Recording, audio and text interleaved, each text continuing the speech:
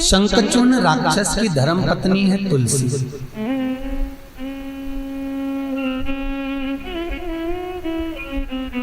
जो भगवान विष्णु का स्मरण करती है, शिव का अनुमोदन करती है। शंखचूर्ण राक्षस उपद्रव बहुत करा, बहुत उपद्रव। सारे देवता एकत्रित होकर भगवान विष्णु के पास में गए। नारायण, इस शंखचूर्ण को मारना है। भगवान विष्णु ने कहा शंखचूर्ण राक्षस को मारना इतना सरल नहीं है। शंखचूर्ण को अगर कोई मार सकता है तो भगवान शंकर ही मार सकते हैं।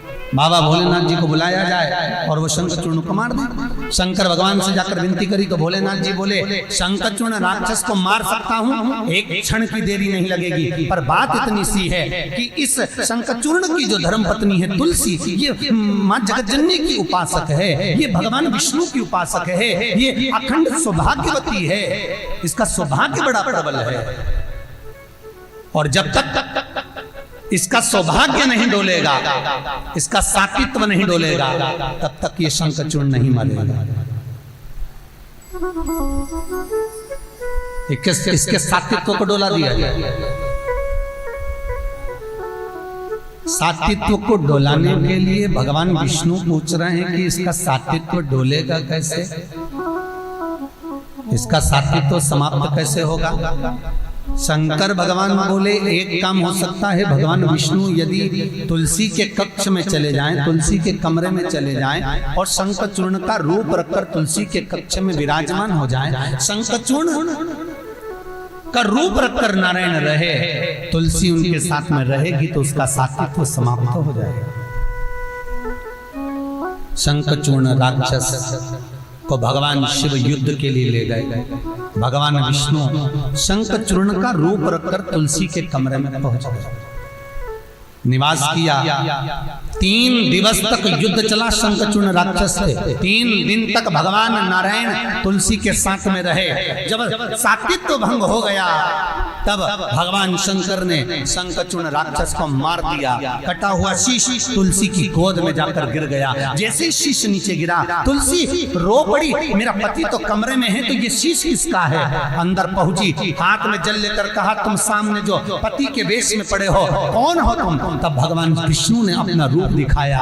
दिखाते से ही तुलसी ने तुरंत आंखों में जल भरकर कहा नारायण मैं तुम्हारी पूजन करती हूँ, नारायण मैं तुम्हारी आराधना करती हूँ, नारायण मैं तुम्हारी इष्टता धारण करती हूँ और तुमने मेरा सात्वित्व डिगा दिया। नारायण मैं तुलसी आपको श्राप देती हूँ कि तुम पत्थर के हो जाओ, तुम पत्थर के हो गए। और नारायण मैं तुलसी आज हाथ में जल लेकर अपने ऊपर जल छोड़ती हूं कि मैं जल के रूप में हो जाऊं। भोलेनाथ आपने मेरे पति को मारा है, मैं गंडकी नदी बनूंगी। शालिग्राम भगवान के रूप में भगवान विष्णु मेरी नदी से प्रकट होंगे, पर मेरा जल कभी शंकर पर नहीं चढ़ेगा, कभी नहीं।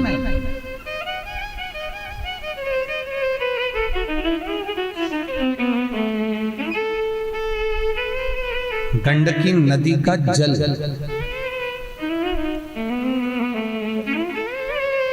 गंडकी नदी का जल शिव पर नहीं चढ़ता, भगवान शंकर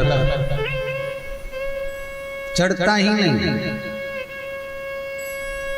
भगवान भूत भावन भूतेश्वर पर सब नदियों का जल चढ़ जाएगा पर गंडकी का नहीं चढ़ेगा। भगवान शंकर ने देखा कि शंखचूर्ण का शव पड़ा हुआ है, शंखचूर्ण का शव।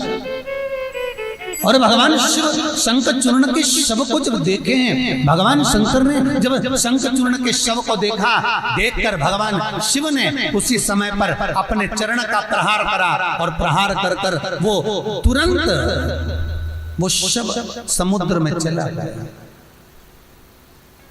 तुरंत।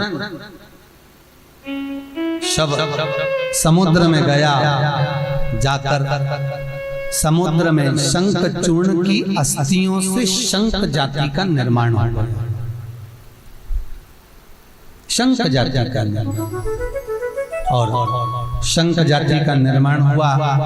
हमारा हिंदू धर्म कहता है, हमारा शास्त्र कहता है, शिव महापुराण की कथा कहती है, भगवान शंकर के द्वारा मरा हुआ शंख चूर्ण की अस्थियों से शंख जाति का निर्माण हुआ। इसलिए सारे देवताओं पर शंख का जल चढ़ता है, पर भोलेनाथ पर, शंकर जी पर शंख का जल नहीं चढ़ता। महाराज शंकर पर, शिव पर शंख का जल कभी समर्पित नहीं, कभी भी।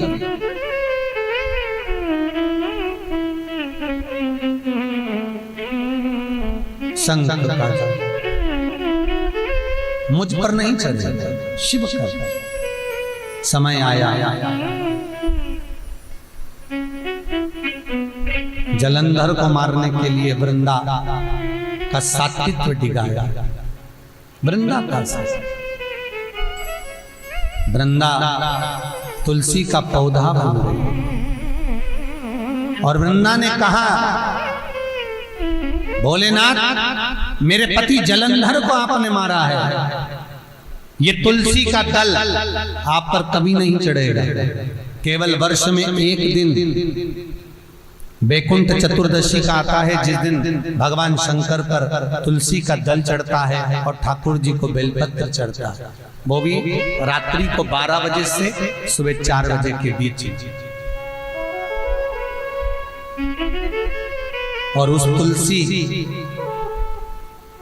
कार्तिक की जो पूर्णिमा आती है ना, उसके एक दिन पहले जो चतुर्दशी आती है, बैकुंठ चतुर्दशी, बस उसी दिन हरि हर मिलन वाले दिन रात्रि को 12 बजे से सुबह 4 बजे तक तुलसी का दल शिव को चढ़ता है और बेलपत्र ठाकुर जी को चढ़ता है। इन दोनों को रात को 12 बजे से 4 बजे के बीच में चढ़ाकर उठा लिया जाता है, शहद की शीशी में उसको रख लेते हैं। जो बच्चा विद्या में कमजोर होता है, पढ़ाई में कमजोर होता है, उसको 1 महीने तक वो शहद चटाया जाता है, तो बच्चा पढ़ने में होशियार होता है, विद्या में प्रबल बनता है। बैकुंठ चतुर्दशी केवल वर्ष में, बाकी के समय पर तुलसी शिव को समर्पित है, केवल वर्ष में एक बार समर्पण। एक गणेश जी महाराज और एक भोलेनाथ जी, इन दोनों पर तुलसी नहीं चढ़े। गणेश जी को भी तुलसी, भोजन में जो भोग लगेगा तो उसमें तुलसी नहीं आती। श्री गणेश जी महाराज।